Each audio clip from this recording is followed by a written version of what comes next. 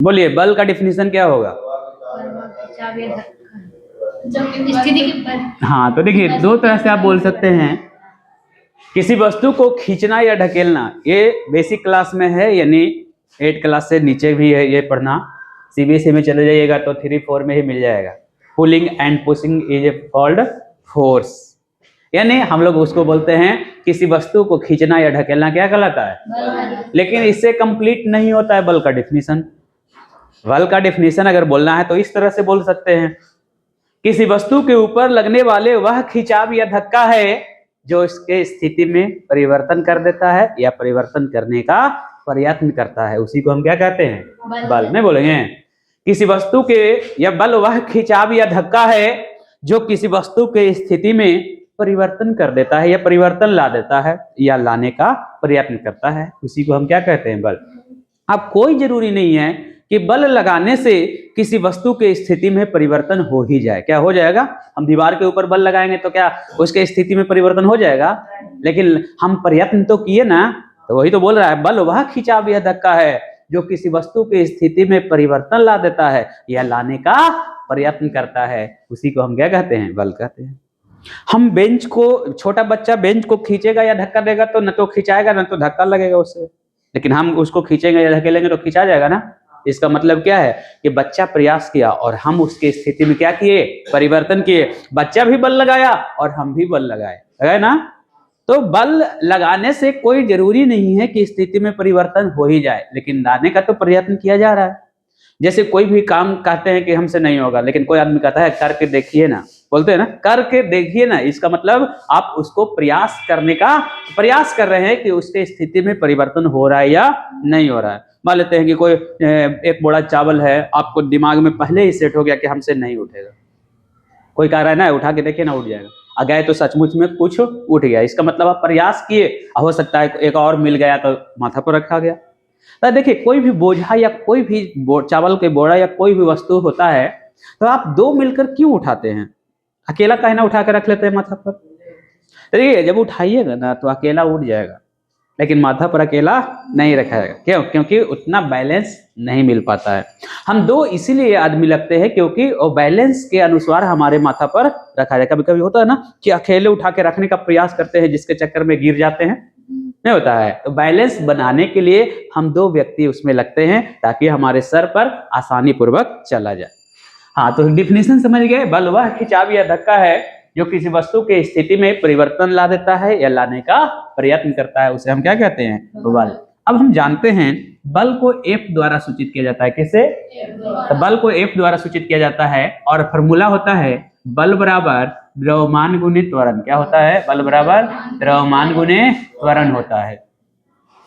नहीं, अब हम बात करते हैं इंग्लिश में, तो F बराबर द्रव्यमान को क्या कहते हैं, m, त्वरण को क्या कहते हैं, तो F बराबर क्या हो गया, m है। F बराबर m है। आप नॉर्मल समझते हैं, जब छोटे थे तो मम्मी खाना के ऊपर बहुत ख्याल रखती थी, खाना खा लो बेटा, खाना खा लो बेटा।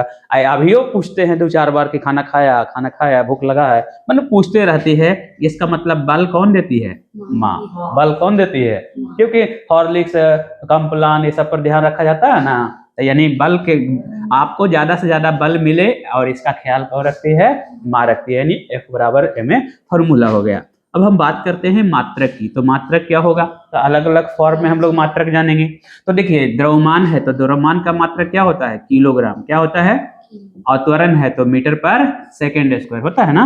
तो क्या हो गया, तो कह सकते हैं बल का मात्रक केजी मीटर पर सेकेंड स्क्वायर। ये कौन सा मात्रक है, MKS। कौन सा मात्रक है, MKS, जिसको हम MKS पद्धति कहते हैं। और इसी को हम कहते हैं न्यूटन। क्या कहते हैं? इसी को हम न्यूटन कहते हैं और इसी को हम SI पद्धति कहते हैं। न्यूटन SI पद्धति है जिसको हम अंतरराष्ट्रीय पद्धति कहते हैं। अर्थात बल का मात्रक न्यूटन जो है वो पूरे विश्व में यूज होता है। पूरे विश्व मतलब अंतरराष्ट्रीय पद्धति है तो पूरे विश्व में होगा। और ये MKS पद्धति है जिसको व्यापारिक पद्धति कहते हैं, यानी व्यापारी लोग इसका इस्तेमाल करते हैं। यानी केजी का उपयोग कौन करेंगे, व्यापारी लोग करेंगे। यानी मापने और तौलने का काम कौन करता है, व्यापारी लोग करता है। तो ये MKS मात्रक हो गया। SI मात्रक कुछ और है, जैसे CGS मात्रक है। तो CGS मात्रक क्या होगा, तो देखिए यहाँ पे क्या है, K से किलोग्राम है तो यहाँ G से क्या होगा, ग्राम होगा। और यहाँ पे क्या है, मीटर है, तो यहाँ पे क्या हो जाएगा सेंटीमीटर, और पर सेकंड स्क्वायर है। और इसी को हम क्या कहते हैं, डायन। क्या कहते हैं इसको, डायन कहते हैं ना। यानी सीजीएस मात्रक ग्राम सेंटीमीटर पर सेकंड स्क्वायर को ही क्या कहा जाता है, डायन कहा जाता है। फिर एक है एफपीएस मात्रक, जिसको हम लोग क्या कहते हैं, इसको सीजीएस मात्रक को हम फ्रांसीसी पद्धति कहते हैं। क्या कहते हैं, फ्रांसीसी, क्योंकि इसका जन्म कहाँ हुआ था, फ्रांस में हुआ था। और एफपीएस को हम क्या कहते हैं, ब्रिटिश कहते हैं, क्योंकि इसका जन्म कहाँ हुआ था, ब्रिटेन में हुआ था। तो एफपीएस पद्धति में मात्रक क्या होगा, तो पी से पाउंड है, यहाँ पे जी से ग्राम था तो पी से पाउंड लिखेंगे ना, पाउंड। और क्या हो जाएगा, फीट है ना, यहाँ मीट सेंटीमीटर है, तो यहाँ पे क्या हो जाएगा, पाउंड फीट पर सेकेंड स्क्वायर हो जाएगा। तो इस प्रकार से हम बल का अलग अलग मात्रक लिख सकते हैं, पाउंड फीट पर सेकेंड स्क्वायर, ग्राम सेंटीमीटर पर सेकेंड स्क्वायर जिसको डायन भी कहते हैं, और केजी मीटर पर सेकेंड स्क्वायर जिसको हम न्यूटन भी कहते हैं। तो इस तरह से याद रखिएगा। अब बात करते हैं इसका बीमीय सूत्र की। जब मात्रक हम लिखिए लिए तो एमकेएस मात्रक सामने है, तो इसी से हम बीमीय सूत्र भी लिख लेते हैं। तब बीमीय सूत्र क्या होगा, तो केजी के लिए एम का उपयोग करते हैं, मास केजी के लिए मास का उपयोग करते हैं, मीटर के लिए लेंथ का उपयोग करते हैं, और समय के लिए टाइम का उपयोग करते हैं। तो इस प्रकार से ml/t-2 क्या हो जाएगा, इसका बीमीय सूत्र हो जाएगा, ml/t-2 बीमीय सूत्र हो जाएगा। ठीक है ना। चलिए अब और इसका भी पार्ट है, उसको भी हम लोग पढ़ते हैं। बताइए बल कितने प्रकार के होते हैं, दो प्रकार, कौन कौन। Contact force. हाँ, तो आगे हम लोग पढ़ेंगे बल दो प्रकार के होते हैं, और भी हम लोग दो प्रकार के पढ़ेंगे। हम पहला पढ़ते हैं संपर्क बल। क्या होता है, संपर्क। हाँ, संपर्क बल होता है, और दूसरा भी होता है असंपर्क बल। पहला है संपर्क बल और दूसरा है असंपर्क बल, कॉन्टैक्ट फोर्स और नॉन कॉन्टैक्ट फोर्स इसको इंग्लिश में कहते हैं। अब संपर्क बल किसको कहते हैं, वैसा बल जो छू कर लगाया जाता है, बोल सकते हैं, वैसा बल जो छू कर लगाया जाता है उसे क्या कहते हैं, संपर्क बल कहते हैं। अब छू कर, जैसे कोई भी वस्तु को एक जगह से दूसरी जगह करते हैं तो बिना कांटेक्ट के हो सकता है, नहीं हो सकता है। किसी भी वस्तु को एक जगह से दूसरी जगह ले जाना है तो उसको हम संपर्क द्वारा ले जाते हैं। ऐसा नहीं कि फूंक देंगे तो यहाँ से वहां चल जाएगा, फूंक देंगे तो चल जाएगा, तो फिर ये क्या हो जाएगा, असंपर्क बल हो जाएगा, नहीं।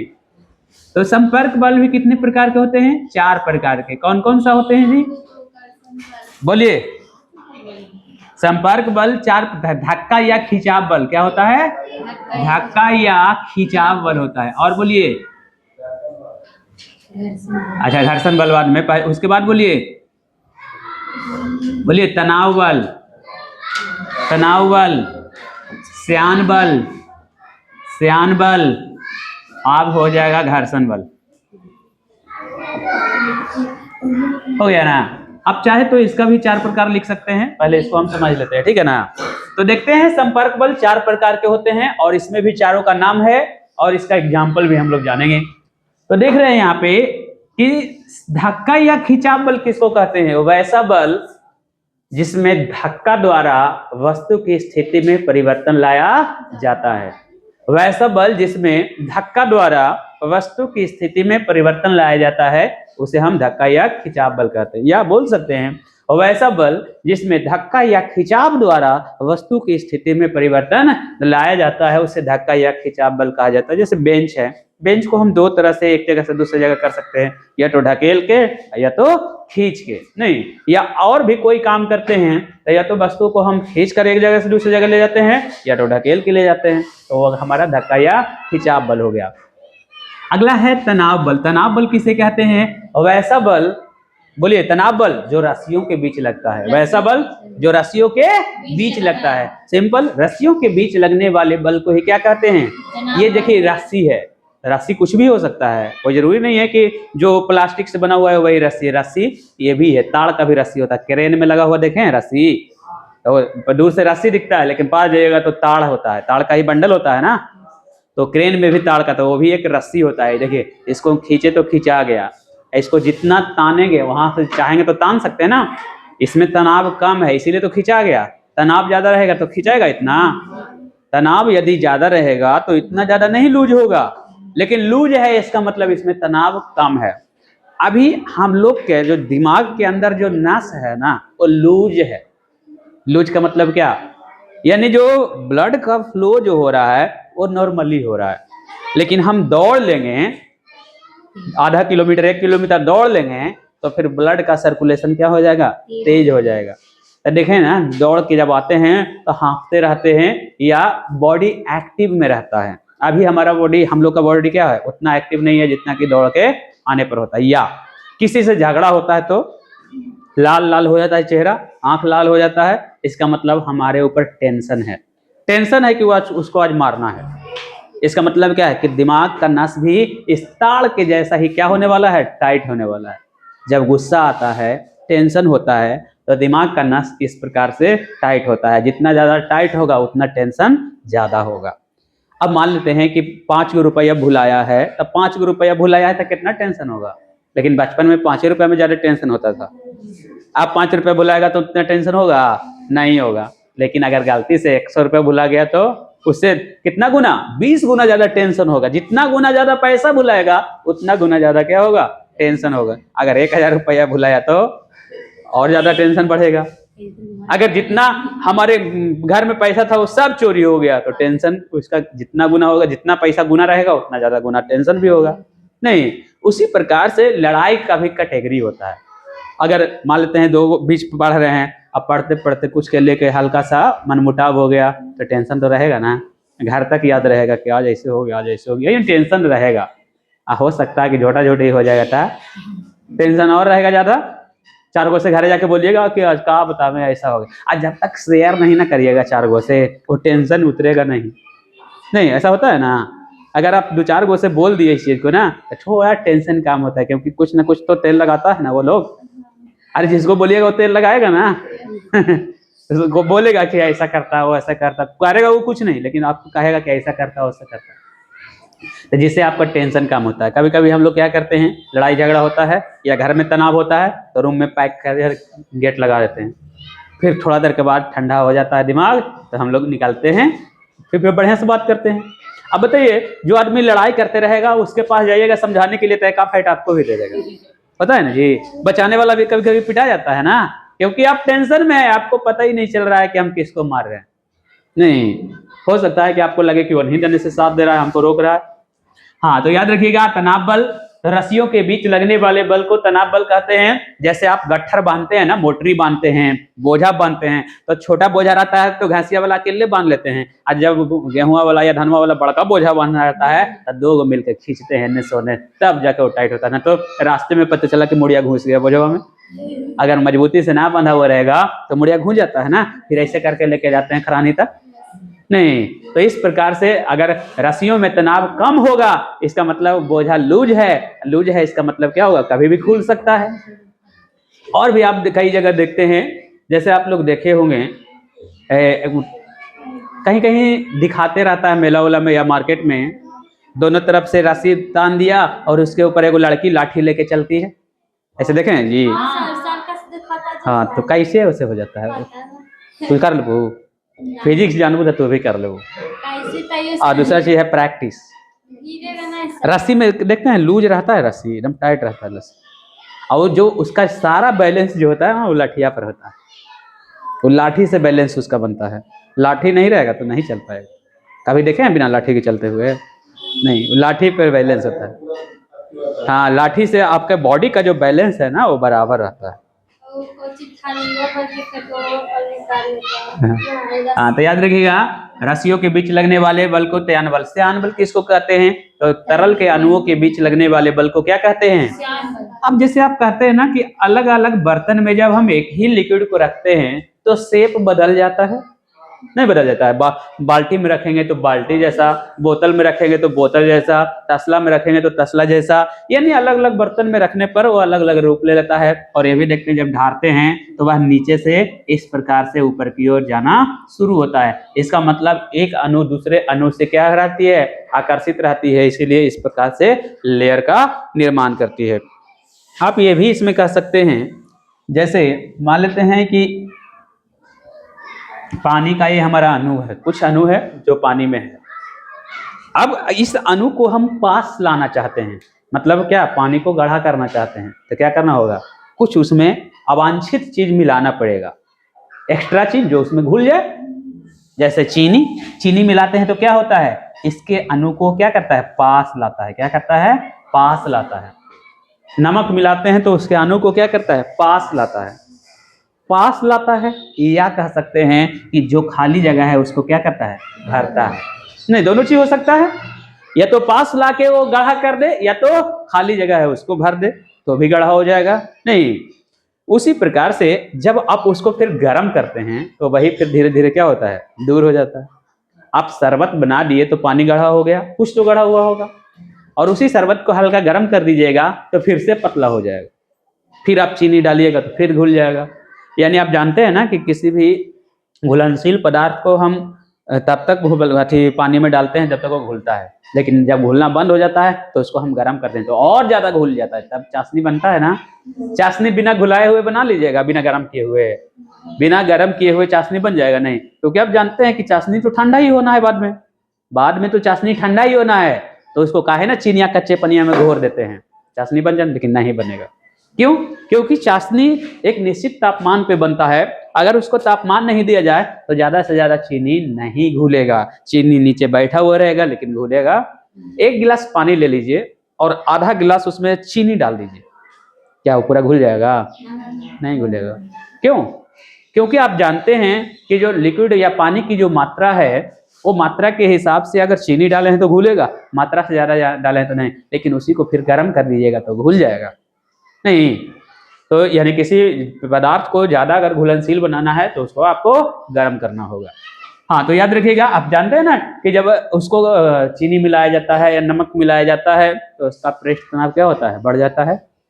पृष्ठ तनाव बढ़ता है ना, तो पृष्ठ तनाव बढ़ता है, इसका मतलब उसका अणु पास आता है। नहीं, उसका अणु पास आता है, इसीलिए वो गाढ़ा हो जाता है। और गाढ़े चीज को जब एक दूसरे में उझलिएगा तो गिरने में समय लेता है ना, गिरने में समय ज्यादा लेता है ना, क्योंकि अणु एक दूसरे से ज्यादा मजबूती से बंधा हुआ है, वो गिरना ही नहीं चाहता है। जैसे आप देखे होंगे, शहद को आप एक बर्तन से दूसरे बर्तन में ढारिएगा तो जितना तेजी से तेल या पानी गिरेगा उतना तेजी से वो गिरेगा, क्योंकि शहद गाढ़ा है। इसका मतलब उसके बीच जो अणुओं के बीच बॉन्डिंग है वो क्या है, काफी मजबूत है। अब मजबूत बॉन्डिंग है तो गिरने से क्या करता है, ऊपर वाला रोकता है। इसलिए कभी कभी देखे हो ना, जो हमारा गुण होता है गीला वाला, नहीं उसको हम ढारते हैं तो गिरवे न करता है, झाड़ते रहते हैं, चम्मच उम्मच में बच जाता तो गिरता है, नहीं गिरता है। इसका मतलब बॉन्डिंग उसका क्या है, मजबूत है। तो याद रखिएगा, श्यान बल किसको कहते हैं, तो तरल के अणुओं के बीच लगने वाले आकर्षण बल को ही श्यान बल कहते हैं। घर्षण बल किसे कहते हैं, तो सिंपल जानते हैं कि दो सतहों के बीच, जैसे हाथ है ना, एक सतह है और ये दूसरा सतह है। अब देखिए, एक सतह हो गया, दूसरा सतह, अब इस पे रखेंगे तो घर्षण बल लगा कि नहीं लगा, इसीलिए तो इतना आसानी से रह गया। अब इसको हम रगड़ेंगे तो क्या होगा, एक विपरीत ले जा रहा है ना, दो सतहों के बीच विपरीत दिशा में लगने वाले बल को ही क्या कहते हैं, घर्षण बल कहते हैं। और अगर घर्षण बढ़ाना है तो क्या करिएगा, घर्षण बढ़ाना है तो हाथ को बढ़िया से धो लीजिए, साफ कर लीजिए, मिट्टी से धो लीजिएगा बढ़िया से, तो क्या होगा, जो भी गैपिंग इसके पास है वो खुल जाएगा ना, इसका मतलब घर्षण और क्या हो जाएगा, बढ़ जाएगा। लेकिन अगर तेल लगा लीजिएगा 2 बूंद तो क्या होगा, घर्षण घटेगा ना। 2 बूंद तेल लगा लीजिएगा तो क्या होगा, घर्षण घट जाएगा। क्यों घटेगा, क्योंकि जो गैपिंग है उसमें तेल फिल कर चुका है। आप जानते हैं ना कि जहाँ पे जब बारिश होती है तो पैर क्यों फिसलता है, क्योंकि जो घर्षण पृथ्वी पर होता है वो घर्षण कम हो जाता है, इसलिए हम लोग गिर जाते हैं। नहीं, केला का छिलका पर क्यों गिर जाते हैं, क्योंकि छिलका जो होता है वो घर्षण को कम कर देता है और इसीलिए हम लोग आसानी से फिसल जाते हैं।